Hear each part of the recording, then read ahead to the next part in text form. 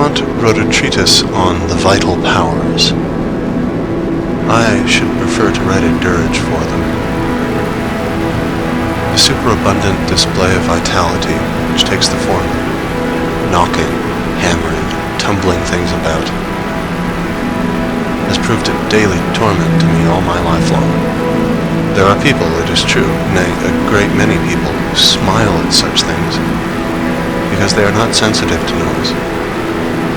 But they are just the people who are also not sensitive to argument, or thought, or poetry, or art. In a word, to any kind of intellectual influence. The reason of it is that the tissue of their brains is of a very rough and coarse quality.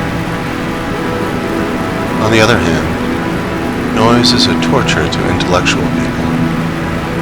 In the biographies of almost all great writers, or wherever else their personal utterances are recorded, I find complaints about it. In the case of Kant, for instance, Goethe, Nietzsche, Jean Paul. And if it should happen that any writer has omitted to express himself on the matter, it is only for want of an opportunity. This aversion to noise I should explain as follows. If you cut up a large diamond into little bits, it will entirely lose the value it had as a whole, and an army, divided up into small bodies of soldiers, loses all its strength.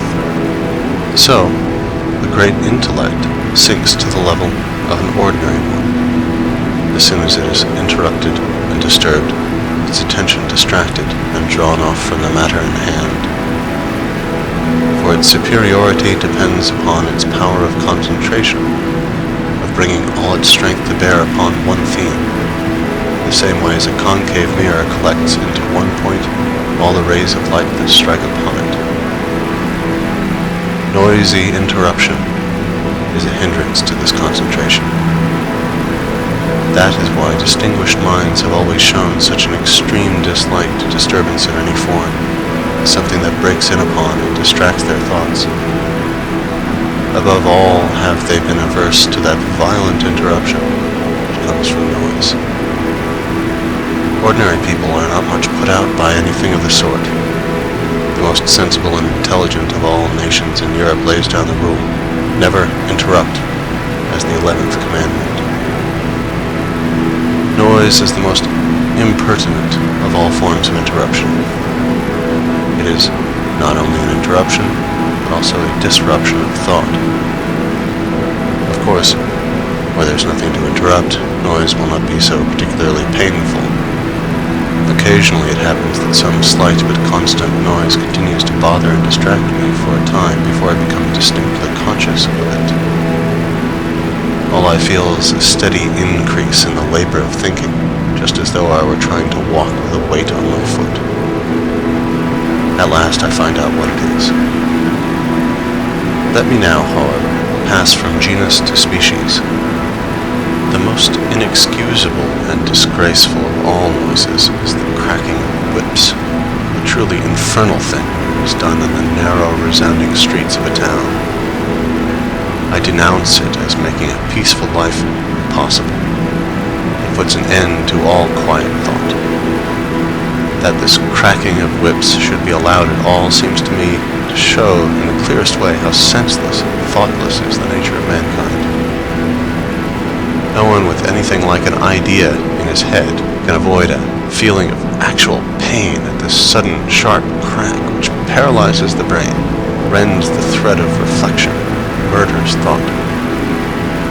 Every time this noise is made, it must disturb 100 people who are applying their minds to business of some sort, no matter how trivial it may be, while on the thinker its effect is woefully disastrous, cutting his thoughts asunder, much as the executioner's axe severs the head from the body.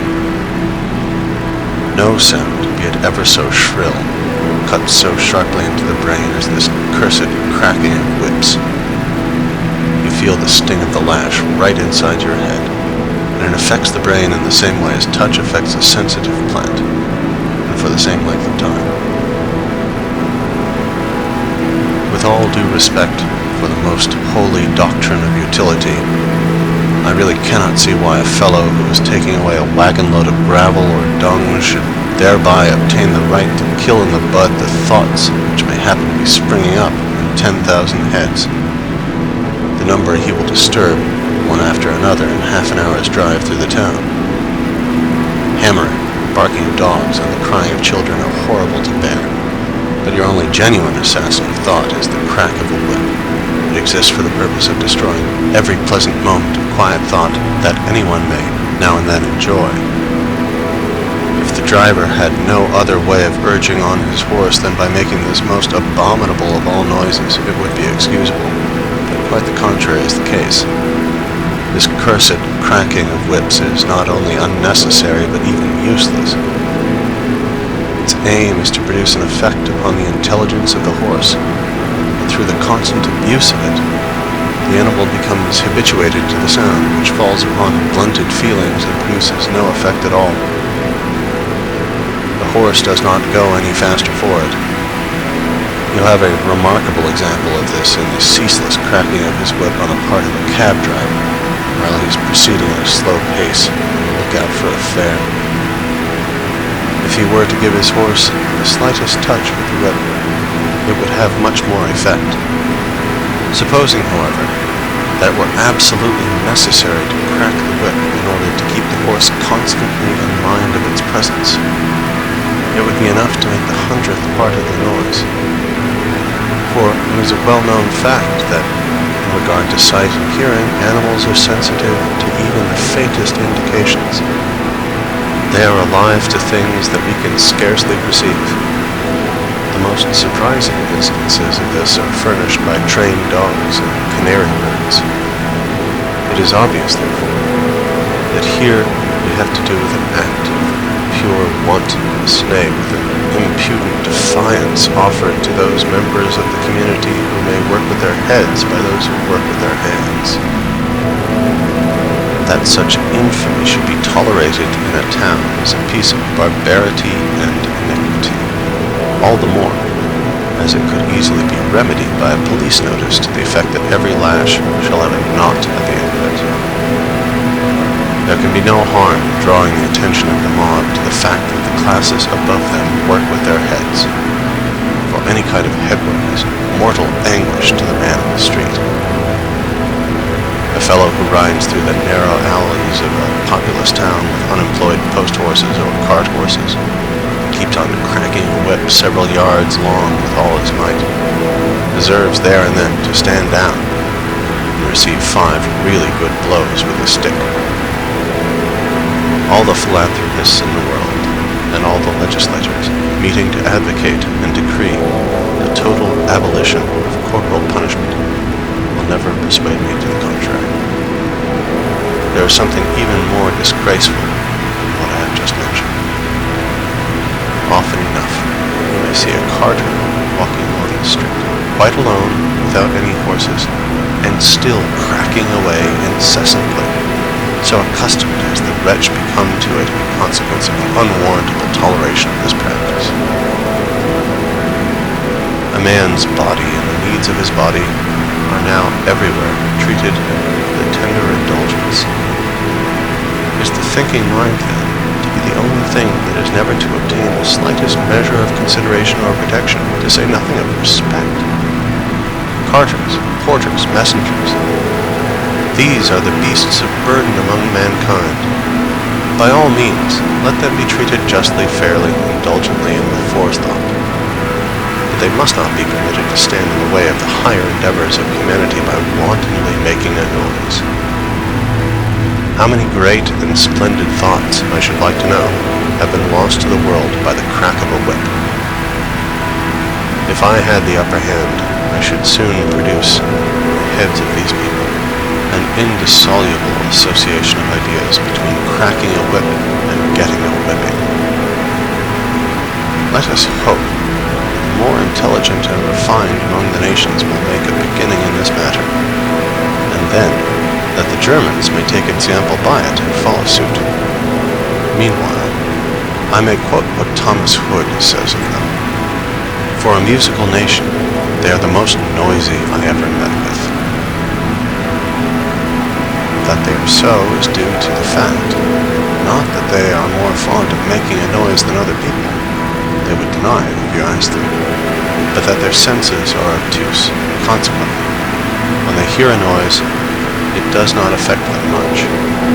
It does not disturb them in reading or thinking, simply because they do not think, they only smoke, which is their substitute for thought. The general toleration of unnecessary noise, the slamming of doors, for instance, a very unmannerly and ill-bred thing, is direct evidence that the prevailing habit of mind is dullness and lack of thought. In Germany, it seems as though care were taken that no one should ever think for mere noise. To mention one form of it, the way in which drumming goes on for no purpose at all. Finally, as regards the literature of the subject treated of in this chapter, I have only one work to recommend, but it is a good one. I refer to a poetical epistle in terzo rimo by the famous painter Bronzino, entitled De Rumore, Ammessa Luca Martini. It gives a detailed description of the torture to which people are put by the various noises of a small Italian town. Written in a tragic-comic style, it is very amusing.